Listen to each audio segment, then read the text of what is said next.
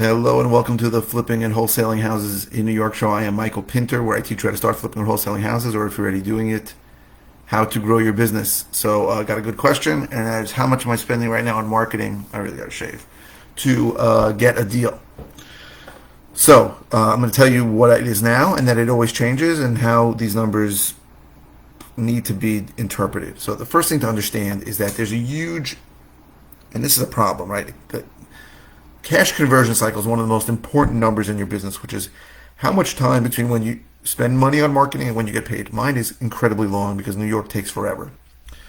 But I will say that you're not going to know. Oh no, current frame rate is too. Please set the frame rate. Shit, is it not working? My frame rate is too low. Please set the frame rate to 15 to 60 frames per second. I don't even know what the hell that means. How do I change that?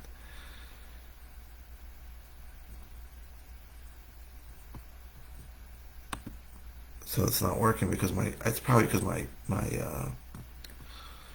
don't know. You know what? I can't fix the frame rate. Hopefully you'll get this. So how much am I spending per deal? I think it looks like you're filming on a potato, John. What does that mean, on a potato? That means it's just slow? I'm going to hope this works.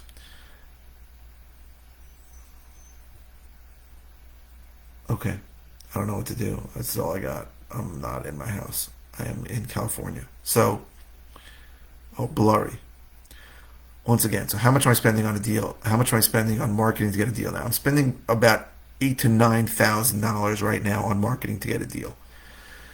That works for me because my average wholesale is about $35,000, and my flips are even more. My wholesales are probably a little more too.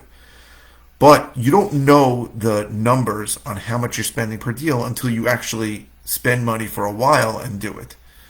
So right now my numbers are a little higher than average because I recently went pretty heavy into PPC, which is pay-per-click marketing, and I don't know what action I'm supposed to take to make my key frame rate quicker. Am I still even on? I don't even know. It's got to be a. So it's blurry. Hopefully you can hear me. John, can you hear me? That's really, the audio is probably more important. Let me know, John. So over time, you're going to realize how much you need to spend, and I would say it's always been pretty high. Okay, good. Thanks, John. It's always been pretty high in New York, but the money we make is higher. So there are places where if you told them you need to spend $8,000 on a deal, they would tell you you're crazy because they only average about $8,000 gross on a deal, right? And those are the busy places like Texas, Nevada, Arizona. For me in New York, I make more. I average much more than that, right? So maybe 4 times that. So that's good. I would say, yeah, you want to shoot for 3 to 4 times ROI, return on investment. Now, there are guys who are doing pay-per-click, and this is what I hope to get to, that have much higher returns on investment. So 8 or 9 times, 10 times return on investment. That's where I want to be. But I have to sort of figure out what I'm doing with PPC first. I'm probably not even close to that return right now. So I'm spending a lot as Google learns what I like, and I'm hoping that we figure it out over the next month or two, and that we can then get better returns, right? I've closed some deals from the new PPC. I did PPC a long time ago, and I had probably a 3-to-1 return on spend, but it was over a long period of time. Some of those deals didn't close till like 2 years after I stopped spending money on advertising with Google. So I think that whatever marketing you're looking to spend, right, you almost want to back in from people who are doing the business and see what do you think you're going to average on a deal. So there are places where $20,000 is pretty standard on a wholesale deal. If that's the case and you want a 3 to 4 return on your investment, John, we should definitely talk back. I'll be back in New York on the 20th. Then you got to back it in. You can spend, if you're getting $20,000 on average on your wholesale deals, or that's what people in your market are getting, you can spend $7,000 on marketing per deal. But it's not like you just spend the money. I spend $5,000 and then you get a deal. You may have to spend 10 times what it costs to get a deal to finally get a deal in New York, because again, the amount of time between when a seller says yes to you and when you actually get it under contract and you actually find the buyer and then the buyer actually closes can be many, many months. It's not a simple thing. I wish it was a simple thing, but it's not. It takes a long time. John, I definitely will be happy to listen to any thoughts you have on my online marketing spend and my cost per lead. I don't really care about cost per lead. I don't want to, that's not the topic of this call, but there are people who are very focused on some of the micro indicators, the key performance indicators. So they care about cost per lead. I don't really care about cost per lead, right? Because especially on PPC, I don't care if I get 2 leads and one of them turns into a deal. I'll be much happier if my cost per lead was 2. You tell me my cost per lead is $3,000, I'm going to see that seems high. But if I only need 2 leads to get a deal, then that's great. And you don't know how you got the only way to figure out how cost per lead or cost per appointment fits into your scheme is to do enough deals that you have enough leads that you know how many leads it takes to get a deal. So my concern in general is just my return on ad spend, right? I think one of the guys that called it the golden ratio. How much is going in, how much is coming, how much am I paying, and how much am I getting back? That's all I care about. I'm not that concerned about some of the more granular indicators. Now, I keep track of them, right? And I think over time I average about 20 to 22 leads to get a deal. But again, how you define a lead is also very different, right? Some people consider anybody who responds, who clicks on Google or who puts their money, their information into a form as a lead. I may not consider that a lead if it's in an area I'm not interested in buying, or if the guy is not really serious about selling, or if he's already, listed for sale. I just looked at, I got a lead, and it's an active listing. It's also like a mixed use property, so it's commercial and residential.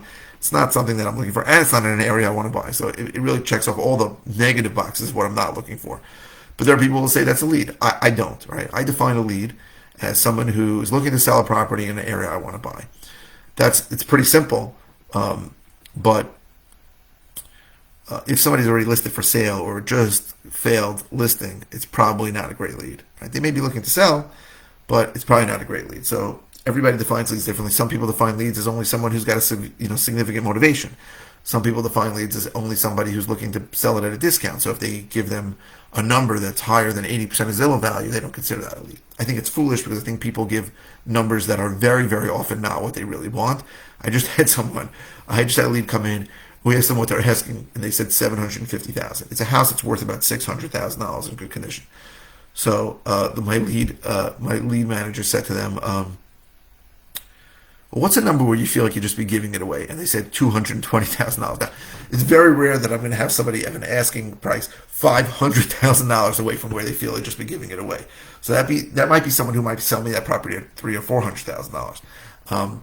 So you want to dig deeper and you want to find out. And it's a very rare that something like that happens. She goes to $750,000, but it's negotiable. And then we ask what number you just be giving away. It's at $220,000.